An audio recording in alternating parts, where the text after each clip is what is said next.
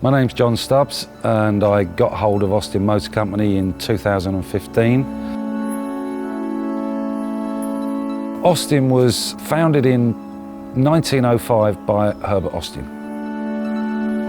He'd been over to Australia, I believe, working for Wolseley, making sheep shearing apparatus, and then he came back to the UK to pursue his passion of making a car.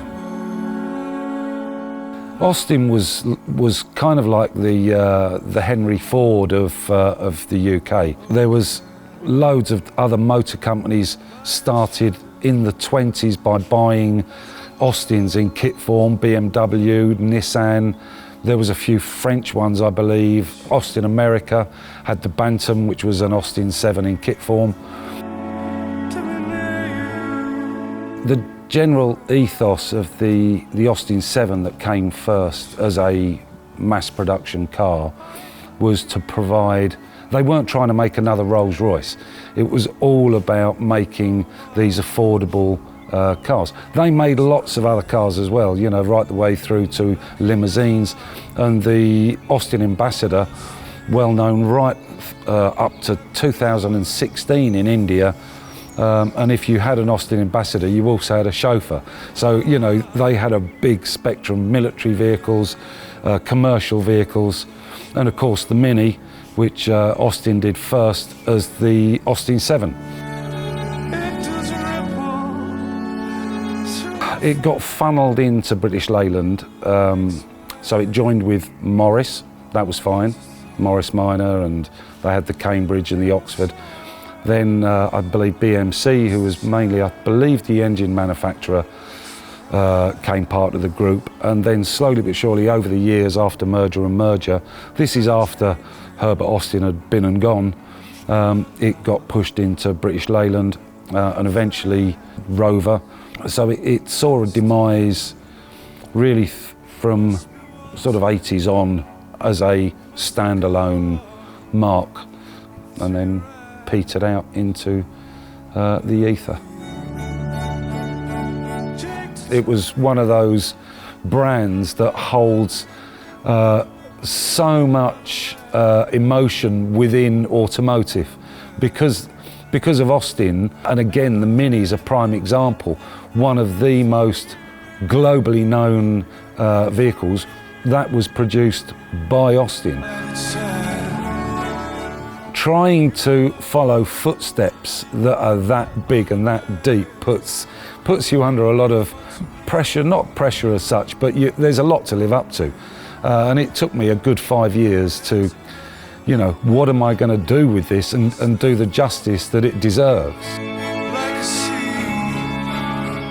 After a long, well, about 5 years of thinking about how we maintain that same ethos and what Austin stood for, and you look at the 750 Motor Club, which came into existence because people would get a little Austin 7 because it was a 750cc 4-cylinder petrol. They would take the body off and they would build their own race car. So that was the concept behind our what we should do, but bring it right into the future with that all-electric drivetrain. It was a steep learning curve, so we probably threw a good 13 cars in the bin before we came up with our first prototype. And then over the course of those sort of following 3-4 years, it was all about fine-tuning it, but staying true to that sort of feel and sensation of that 1930s racing heritage, that era where people did it for the joy of it. The electric cars tend to have very little soul, and we wanted to inject some of that sort of motorsport spirit into something that's quite new. It's not particularly very fast, but it's open. You've got the wind in your hair and the bugs in your teeth, and it's just got that good sensation about it, and people smile when they drive it, and we've kind of ticked a box there.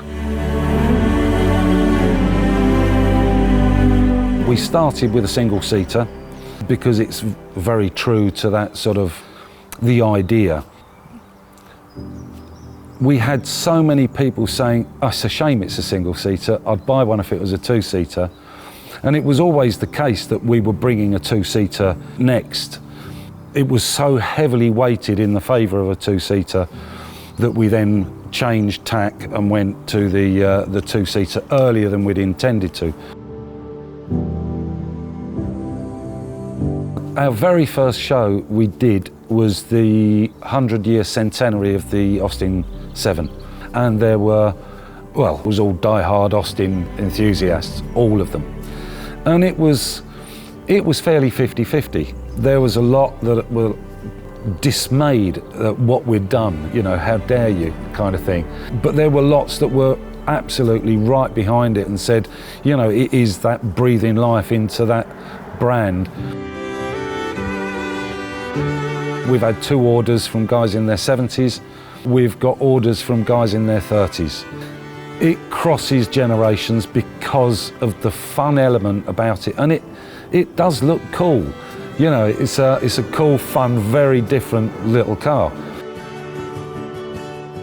I hope Herbert Austin is looking down with a wry smile on his face. Would he be proud of what we've done? I hope so, because I spent 5 years thinking and worrying whether or not he'd be proud of what we've done. I hope he'd embrace modern technology, because he certainly did back in 1922. And they had a list of patents, you know, in the Austin bottom drawer. So, yeah, I hope that he's looking down pleased. And maybe one day when I meet him up there, he can let me know.